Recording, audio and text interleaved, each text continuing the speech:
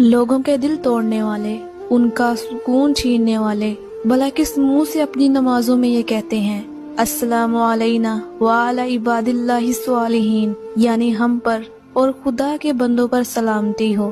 کیسی سلامتی، کون سی عبادت؟